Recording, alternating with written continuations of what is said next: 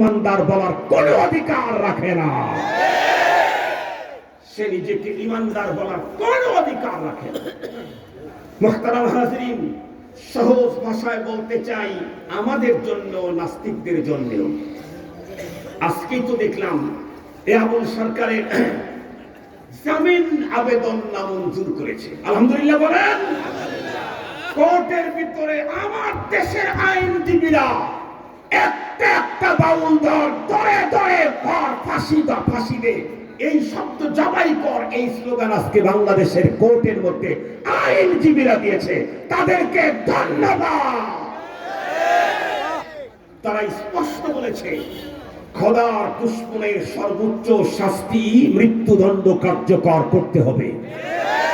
আমি আপনাদেরকে জিজ্ঞাসা করতে চাই, তাম পৃথিবী যে রাষ্ট্রে মৃত্যুদণ্ডের আইনই নাই, সেই রাষ্ট্র বাদ দিয়ে তাম পৃথিবীর যত রাষ্ট্র আছে যেখানে মৃত্যুদণ্ডের আইন আছে, সেখানেই একটা অপরাধের মৃত্যুদণ্ড সব রাষ্ট্রে, সেটা হলো রাষ্ট্রদ্রোহ। রাষ্ট্রদ্রোহী সম্পদ লুণ্ঠন করেছে, দেশ অর্ধেক বিক্রি করেছে, সমস্যা নেই। 1000 জনকে খুন করেছে, হয়তোবা সমস্যা নাই। কিন্তু রাষ্ট্রদ্রোহিতায় যে লিপ্ত হয়েছে, এটা প্রমাণ হলে কি, কথা বলেন না কেন, এটা প্রমাণ হলে কি, রাষ্ট্রদ্রোহিতা প্রমাণ হলে তার জন্য যদি ফাঁসি হয়, খোদাদ্রোহীদেরকে 1000 বার ফাঁসি দিতে হবে। রাষ্ট্রদ্রোহীর যদি একবার ফাঁসি হয়, খোদাদ্রোহী ধর্মদ্রোহীকে মরার পরে 1000 বার ফাঁসির কাস্তে ঝুলাতে হবে। মুহতারাম হাজরিন, ঠান্ডা মাথায় কথাগুলি বুঝবেন। আমার দেশের নতুন পুরাতন দলের অনেক নেতা নাকি, ছোট নেতা, খাটো নেতা, বড় নেতা, লম্বা নেতা, সবাই নাকি এই নাস্তিকদের পক্ষ নিচ্ছে। এই স্পষ্ট বার্তা দিচ্ছি, এই স্পষ্ট বার্তা, নাস্তিকদের পক্ষ যারা অবলম্বন করবে, তাদের সাথে তাওহীদবাদ মুসলমানের কোনো জোট নাই, তাদের বাক্সে কোনো মুসলমানের ভোট না।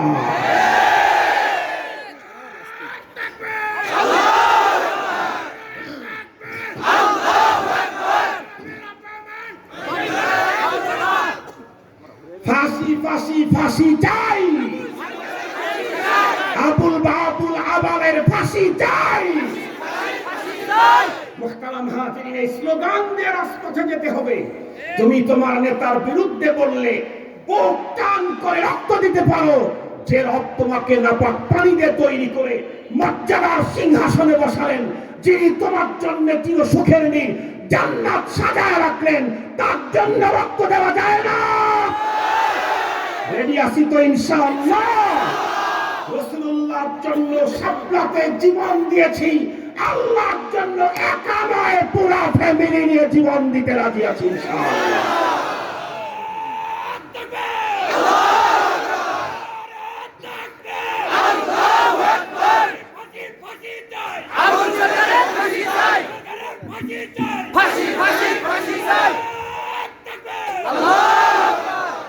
আরো একটা মেসেজ আপনাদেরকে দিয়েই আমি আমার ভাইকে নিয়ে আসবো ইনশাআল্লাহ।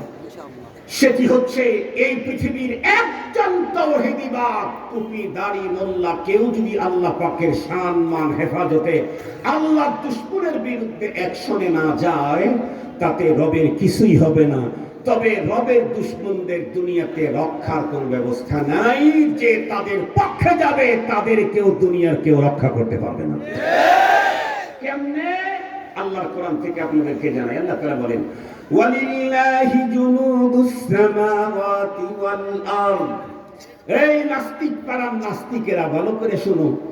শুধুই মোল্লা, শুধুই তাওহীদবাদী মুসলমানকে আল্লাহর সৈনিক মনে করছো, বোকার সাগরে বাস করো অন্দর জগতের লোকগুলি।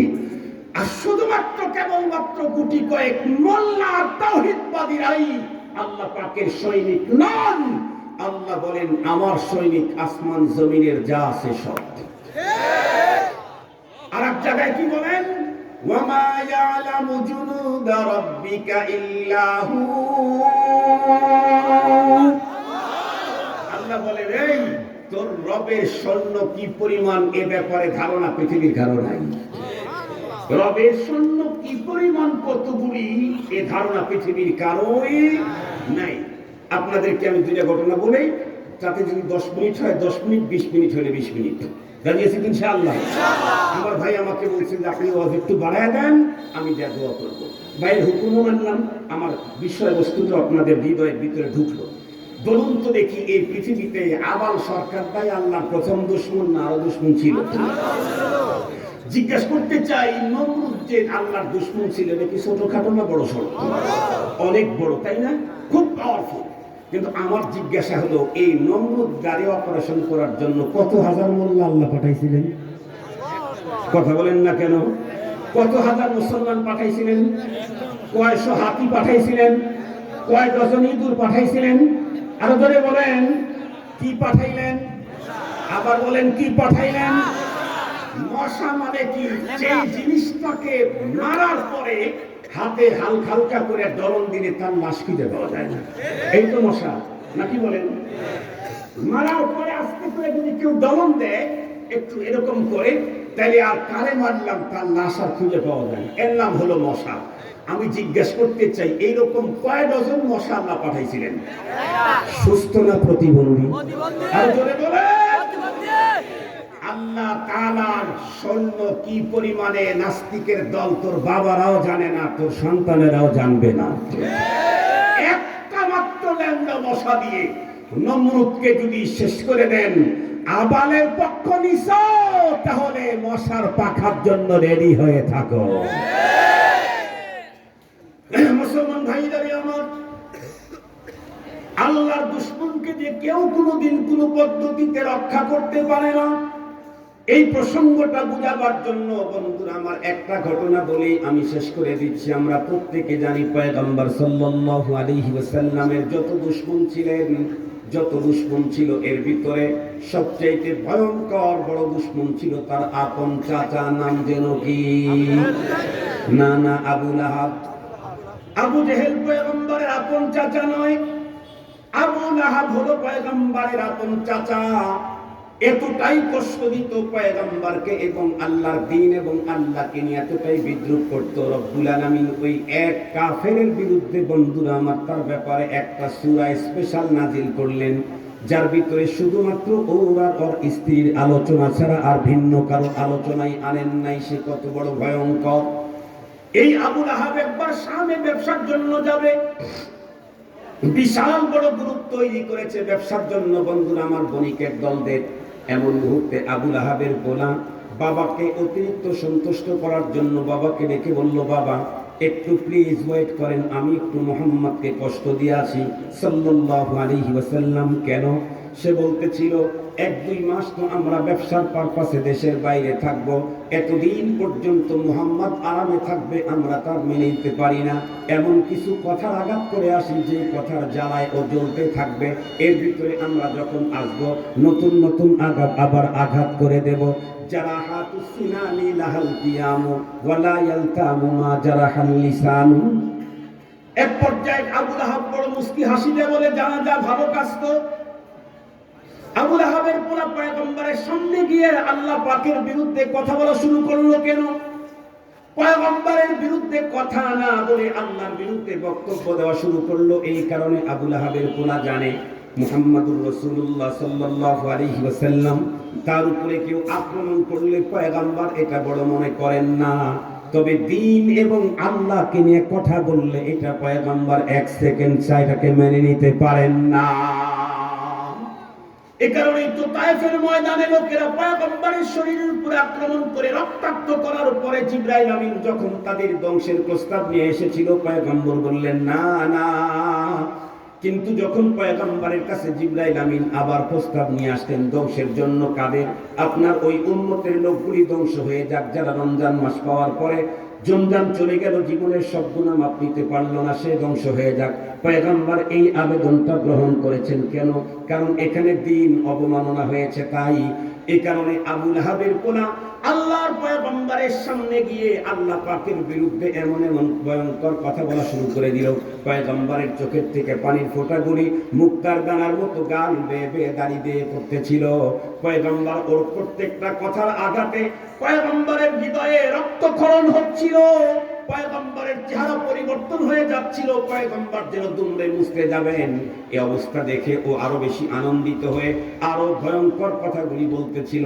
একটা পর্যায়ে বলতে বলতে যখন বন্ধুরা আমার চলে যাচ্ছে, পয়গম্বর তখন আল্লাহকে ডেকে বললেন, আল্লাহুম্মা সাল্লি আলাইহি কালবাম মিন কিলাবি। ও রব্বুল আলামিন, আমার নাকের ডোগায় দাঁড়িয়ে তোমার দুশমন তোমার বিরুদ্ধে যে শব্দগুলি বলেছে, এর কারণে আমার হৃদয়ে কি পরিমাণে রক্তক্ষরণ হয়েছে, পৃথিবীর কেউ না দেখলে তুমি দেখেছো, কেউ না জানলে তুমি জেনেছো।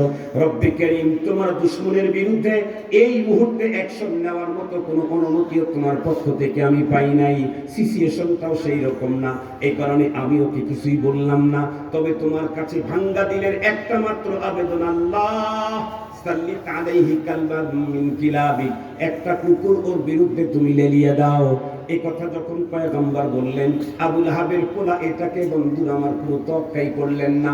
একটা পর্যায়ে চলে গেল। আবু লাহাব জিজ্ঞেস করে, কিরে পোলা, কি করে আসলি? মুস্কি হাসি দেয়া বলে, এমন এমন শব্দ মুহাম্মাদের রবের ব্যাপারে ব্যবহার করেছি, আর এই শব্দের কারণে মুহাম্মাদের চেহারা এবং তার কন্ডিশন যা দেখেছি, এই জাতীয় ভয়ঙ্কর শব্দ দিয়ে কেউ কোনোদিন মুহাম্মাদের উপরে আক্রমণ করতে পারে নাই।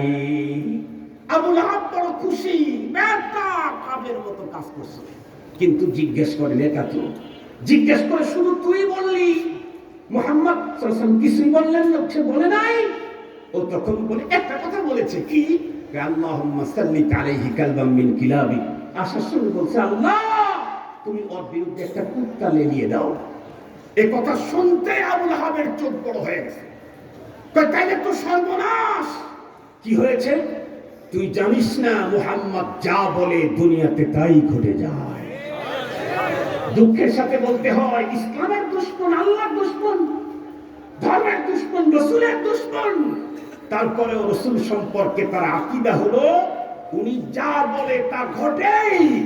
আমরা তার উম্মত হয়েও পয়গম্বরের কথাগুলা সেইভাবে মূল্যায়ন করতে পারছি না। কথা বলেন না কেন? এটা আমাদের বদনসিব। আবু লাহাবের পোলা যেহেতু তাগড়া জওয়ান, বিগত সময় আপনারা দেখেছেন, আগামীতে কি দেখবেন কিনা জানি না, পাওয়ার পার্টির ছেলে পেলে একেবারে পাওয়ার পার্টির তাগড়া জওয়ান, রক্ত আছে, যৌবন আছে, জৌলাস আছে, তারপরে আবার পাওয়ার পার্টি রাস্তা দিয়ে যখন চলে, ময় মুরব্বী আর হুজুর টুজুর তো দূরের কথা, আজ দাইলকেই বেল দিতে চায় নাই।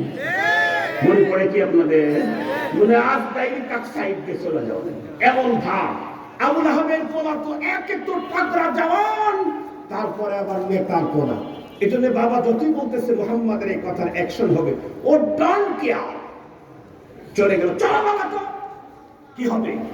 পথ চলা শুরু করলো। কিতাবের ভিতরে আসছে, শামের পথে যাইতে রাত্রিকালীন এক জায়গায় থাকতে হবে। তাবু গাড়া শুরু করছে, বেশ কিছু কাজ করে ফেলছে, সন্ধ্যাও ঘনায় আসছে। এমন মুহূর্তে এক পাদ্রী ওইখান দিয়ে যাইতেই বলতেছে, এই কোথা থেকে আসছো তোমরা? মক্কা থেকে। তো এখানে কি? আমরা শামে যাব, রাত্রিবেলায় থাকার জন্য এখানে আমরা একটু তাবু করছি। হায় হায়, অন্য অন্য অঞ্চলে গরু ছাগল যেমন অ্যাভেলেবেল বিচরণ করে, এই অঞ্চলে হিংস্র প্রাণী তেমন অ্যাভেলেবেল চলে। আবু লাহাব চিন্তা করলো, তাই তো অপারেশনের কার্যক্রম শুরু হয়ে গেছে। কথা বলেন না কেন? কথা বলেন না কেন? অপারেশনের কার্যক্রম মিশন শুরু হয়ে গেছে। আবু লাহাবের আর চেহারা পরিবর্তন হয়ে গেল। কিন্তু এমন একটা টাইমে সে মেসেজ পেয়েছে, ওই জায়গা থেকে নিরাপদ দূরত্ব যে খুঁজে বের করার কোনো সুযোগ হাতে নাই। কেন? সিস্টেম চলতেছে উপর থেকে, তুই সুযোগ বের করবি কেমনে? সিস্টেম চলতেছে কোথা থেকে? মা ইয়ালামু জুনুদা রাব্বিকা ইল্লা হু।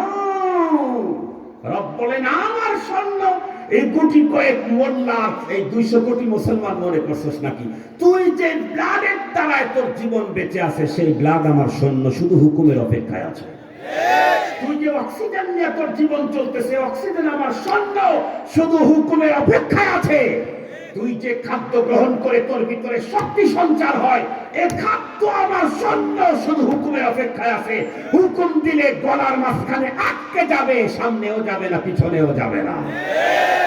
মা ইয়ালামু জুনুদা রাব্বিকা ইল্লা হু।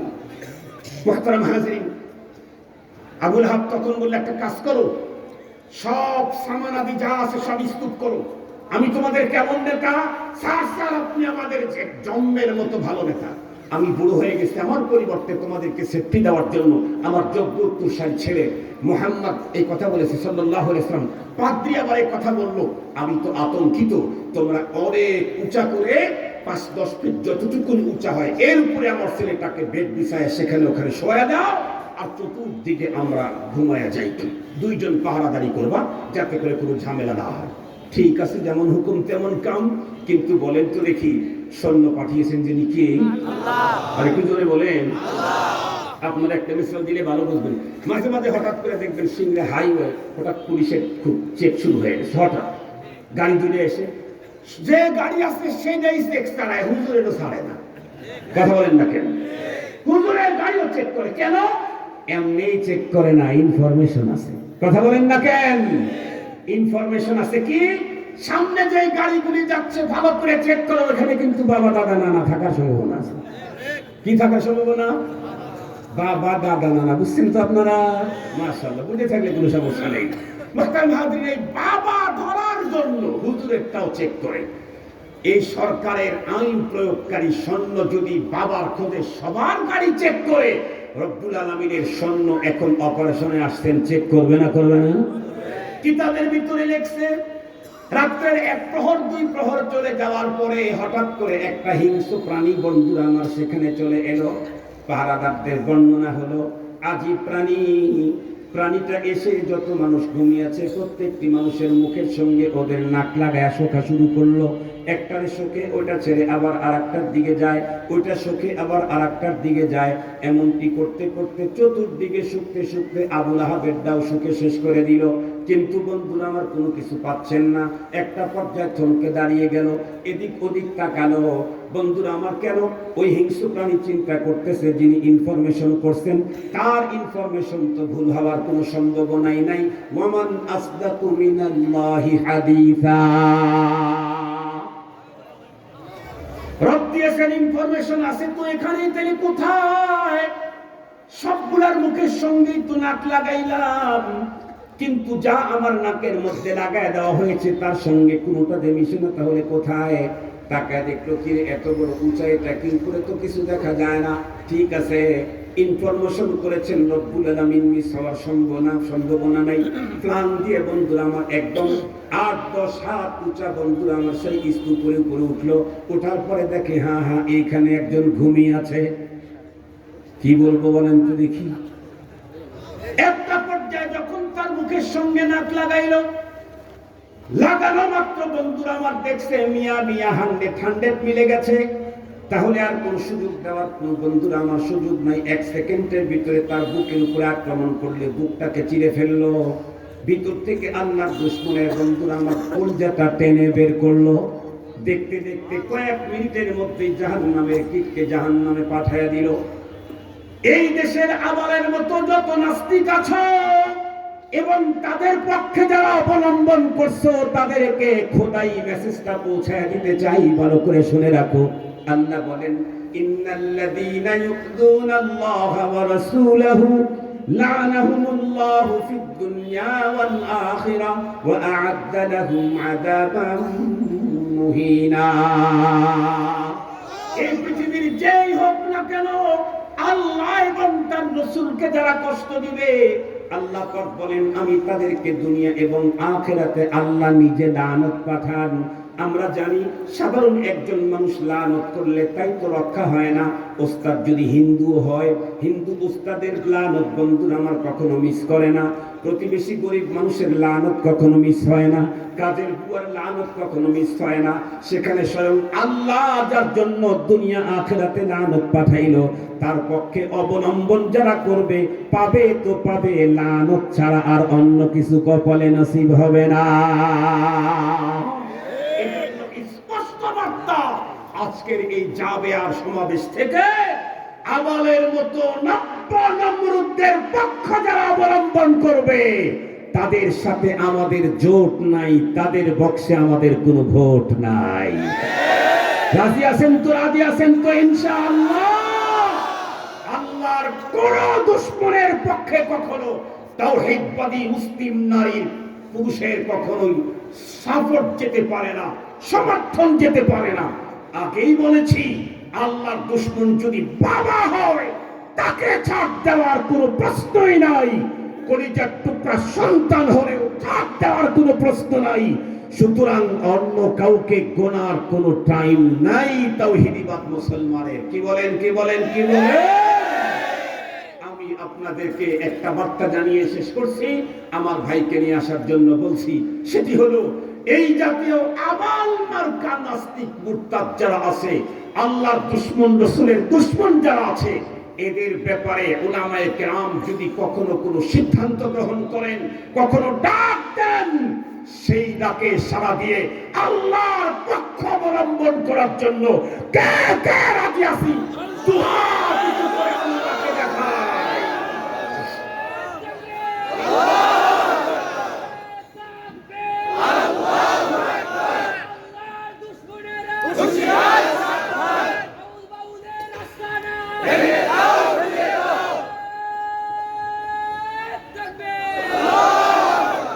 স্পষ্ট মেসেজ, আগামী দিনে আমার নেতা আমার জন্য ছোট একটা চেয়ার দিবেন অথবা বালুর চর দখল করার সুযোগ দিবেন। তাই যদি নেতার জন্য আমি বক্তান করে দিতে পারি, যে রব আমাকে অস্তিত্বহীন ছিলাম অস্তিত্ব দিয়েছেন, শ্রেষ্ঠত্ব দিয়েছেন, আমার জন্য মিনিমাম 10 দুনিয়া সমান জান্নাত রেডি করে রেখেছেন, তার জন্য জীবন দিতে পারি না? আরো জোরে বলেন, পারি না?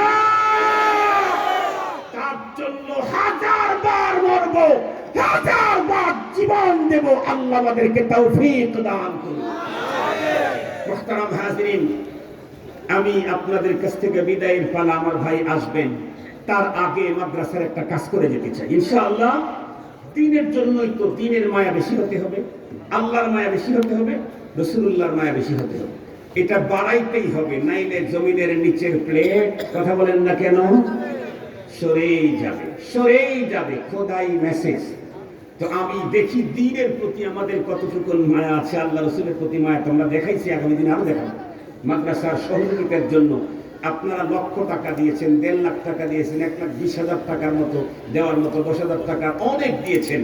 আমাদের মুরব্বী হযরত মাওলানা আলী আকবর সাহেব, হ্যাঁ, আমি যখন মাত্র আমি অশুরুই করি নাই, তখন সেই সময়ে শুনছি ওনার ওয়াজ। আলহামদুলিল্লাহ, ওনাকে আল্লাহ তাআলা সুস্থতার সাথে আরো দীর্ঘ হায়াত দান করুন, নেক আমলের তৌফিক দান করুন। উনি অনেক লম্বা টাইম পর্যন্ত আপনাদের এখানে মাদ্রাসার সহযোগিতা নিয়েছেন। আমি একটা ছোট্ট সহযোগিতা চাই, আপনাদের কাছে একটু ব্যাগ পাঠিয়ে দিতে চাই। দেওয়া যাবে ইনশাআল্লাহ? দেওয়া যাবে ইনশাআল্লাহ? দিয়েছেন, পকেটে আছে, আবার দেন, পকেটে আছে, আবার দেন। বস্তু কিনতে গেছেন, 15 কেজি কিনছেন, এরপরে দেখতেছেন আল্লাহ এর চাইতে চমৎকার বস্তু আর 5 কেজি দিই। কথা বলেন না কেন? এই কথা বলেন না মানুষ? তো আপনি 1 লাখ টাকা দিয়েছেন, আবারও যেহেতু আসছে একটা প্যাকেট, তো ওখানে 500 টাকা দিয়ে দিবেন। আমাদের ছেলেরা এখনই যাচ্ছে, কই আইনা আইনা, এই যে আমাদের ছেলেরা এখন যাচ্ছে, আপনারা একটু রেডি হন, যার যার পকেটে বিসমিল্লাহ বলে হাত দেন, যে আল্লাহ তাআলা যতটুকু তৌফিক দান করেন। আমি চাইবো যা আছে সব দিয়ে দেওয়ার জন্য। হুজুর গাড়ি ভাড়া লাগবে, তাহলে ভাড়াটা রেখে দেন। হুজুর অনেক টাকা আছে, তাহলে অর্ধেক করে দেন। হুজুর আমি আসলে দিতে পারবো না, তাহলে সবচেয়ে বড় টাকাটা দেন। কথা বলেন ভাই? এই 3 অপশনের বাইরে যায় না। আল্লাহ রাসূল বলছেন 4-এর বাইরে যাও না, 5 নম্বর হইও না, তাহলে হালাক হয়ে যাবে। আমি বললাম 3 অপশনের বাইরে আর যাই না। আর হয়তো সব দিয়ে দেবো, না হয় নিষ্কুল্লি মাদ্রাসা, আমার অর্ধেক মাদ্রাসা, তাও যদি না হয় সবচেয়ে বড় লোকটা মাদ্রাসায়। আল্লাহ তাআলা কবুল করুক। আমিন বলেন, আমিন বলেন। আহা, আমাদের মতো কত মানুষ এই মাহফিলে আসতেন, বসতেন, সহযোগিতা করতেন, আজকে তারা কবরের বাসিন্দা হয়ে গেছে। কখন আমরা যাব জানা নাই। লিকুল্লি উম্মাতিন আজাল। দুনিয়া থেকে পরপারের শান্তি, সমৃদ্ধি, আরাম, আনন্দ, এটার জন্য আল্লাহর মায়া, রাসূলুল্লাহর মায়া আর জিহাদ ফি সাবিলিল্লাহ তথা দ্বীনের মায়া অন্তরে বসানোর বিকল্প কোনো পথ নাই। আল্লাহর মায়া বাড়াইতে না পারলে মরার পরে না দুনিয়াতেই খবর আছে।